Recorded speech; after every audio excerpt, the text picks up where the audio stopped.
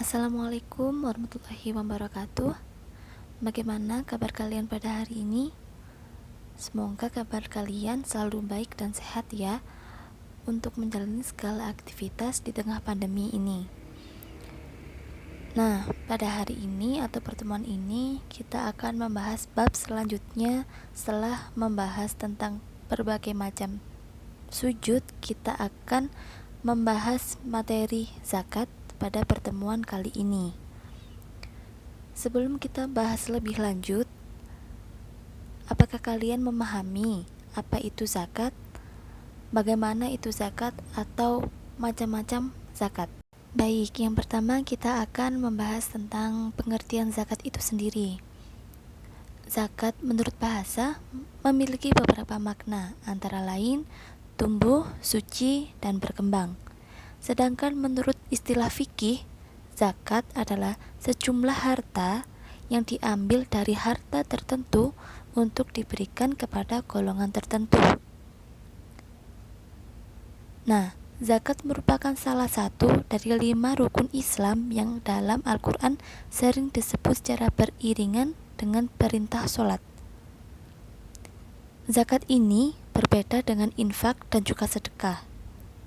Zakat, baik zakat fitrah maupun zakat mal, merupakan suatu kewajiban yang harus dilaksanakan oleh seorang muslim ketika telah memenuhi syarat-syarat tertentu. Nah, zakat ini selain untuk menunaikan kewajiban kita sebagai umat muslim, juga menunaikan zakat juga sebagai cara kita untuk mendekatkan diri kepada Allah Subhanahu wa taala. Nah, selanjutnya yaitu hukum dan dalil zakat. Sebagaimana dijelaskan sebelumnya, bahwa menunaikan zakat hukumnya adalah wajib bagi yang telah memenuhi syarat-syarat tertentu. Nah, hukum dari wajibnya membayar zakat ini juga didasarkan pada Al-Quran dan juga hadis.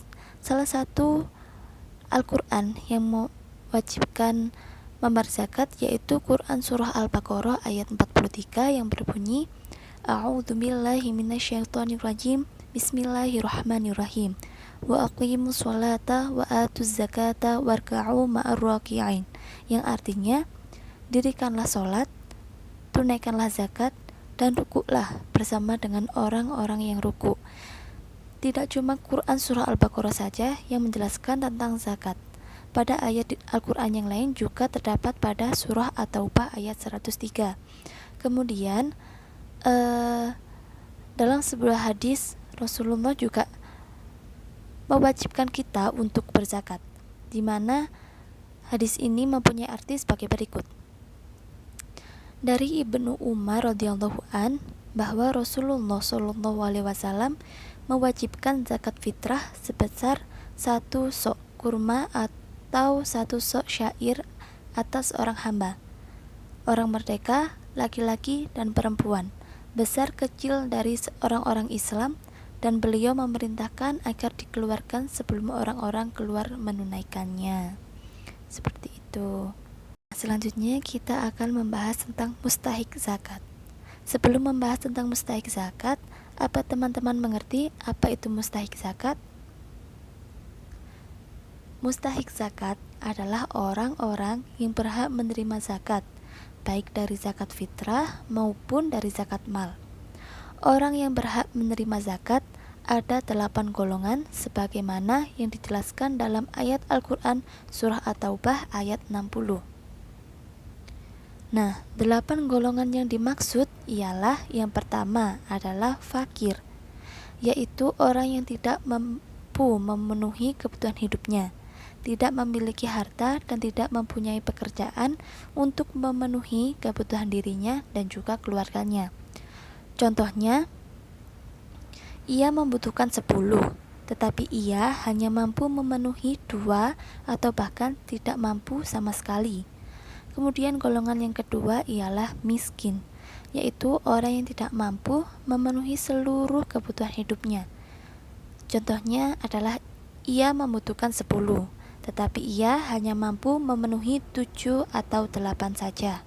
Kemudian golongan yang ketiga adalah amil, yaitu orang atau panitia yang diberi tugas untuk mengumpulkan zakat dan mendistribusikannya kepada yang berhak menerima zakat.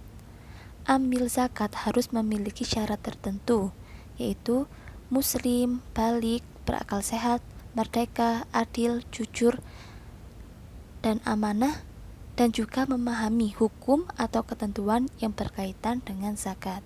Kemudian yang keempat ialah mu'alaf, adalah orang yang baru masuk ke agama Islam atau ada harapan untuk menjadi seorang muslim. Kemudian golongan selanjutnya adalah riqab, adalah budak belian yang diberi kebebasan untuk mengumpulkan kekayaan agar ia dapat menebus dirinya untuk merdeka. Kemudian yaitu ghorim, yaitu yang mempunyai banyak hutang dan tidak memiliki harta untuk melunasinya. Kemudian golongan yang ketujuh ialah sabilillah, adalah seseorang atau sebuah lembaga yang memiliki kegiatan utama yang berjuang di jalan Allah dalam rangka menegakkan agama Islam. Kemudian golongan yang terakhir adalah ibnu sabil, adalah musafir yang sedang dalam perjalanan yang tidak bertujuan maksiat di negeri rantauan, lalu mengalami kesulitan dan kesengsaraan dalam perjalanannya. Nah, selanjutnya kita akan membahas tentang golongan orang-orang yang tidak berhak menerima zakat. Yang pertama ialah orang kaya. Orang kaya termasuk orang yang berkewajiban membayar zakat atau disebut dengan muzaki. Tetapi orang kaya boleh menerima zakat apabila dia termasuk dalam daftar 8 golongan penerima zakat. Kemudian yang kedua ialah keturunan Rasulullah Muhammad SAW, yaitu Bani Hashim dan Bani Abdul Muthalib. Nah, keturunan Rasulullah ini tidak boleh menerima dan memakan harta zakat berdasarkan pernyataan tegas dari Rasulullah yang mempunyai arti, zakat adalah kotoran harta manusia, tidak halal bagi Muhammad, tidak pula untuk keluarga Muhammad SAW. Hadis riwayat Abu Dawud. Kemudian golongan yang ketiga ialah golongan orang-orang non-muslim. Kemudian selanjutnya ialah golongan setiap orang yang wajib dinafkahi oleh muzaki. Nah, ini termasuk aturan baku terkait penerimaan zakat. Zakat tidak boleh diberikan kepada orang yang wajib dinafkahi oleh muzaki, seperti istri, anak, dan seterusnya, ke bawah atau orang tua, dan seterusnya ke atas. Kemudian golongan yang terakhir ialah budak. Budak tidak boleh menerima zakat, karena zakat yang diterima pada akhirnya harus diserahkan kepada tuannya, terkecuali budak mukotob, yaitu budak yang sedang berupaya membebaskan dirinya. Selanjutnya yaitu macam-macam zakat. Nah, zakat ini terbagi menjadi dua, yaitu yang pertama adalah zakat fitrah, yang kedua adalah zakat mal, di mana materi zakat fitrah dan juga zakat mal ini akan diperdalam di video selanjutnya. Kita lanjut, yaitu pada hikmah zakat. Hikmah dari zakat. Sangatlah banyak hikmah atau manfaat dari zakat yang dapat kita ambil. Contohnya, yang pertama, zakat bisa menjadi salah satu solusi untuk meningkatkan ekonomi seorang umat. Kemudian yang kedua, seorang anak yang tadinya putus sekolah bisa kembali belajar di sekolah atau madrasah karena ia menerima zakat. Kemudian yang ketiga, keluarga yang sebelumnya tidak memiliki penghasilan atau hidupnya serba pas-pasan bisa memiliki usaha yang mandiri karena ia memperoleh zakat. Kemudian contoh selanjutnya, seorang ibu yang sebelumnya tidak bisa membantu suaminya bekerja, kini bisa berwirausaha di rumah tanpa meninggalkan kewajibannya karena zakat.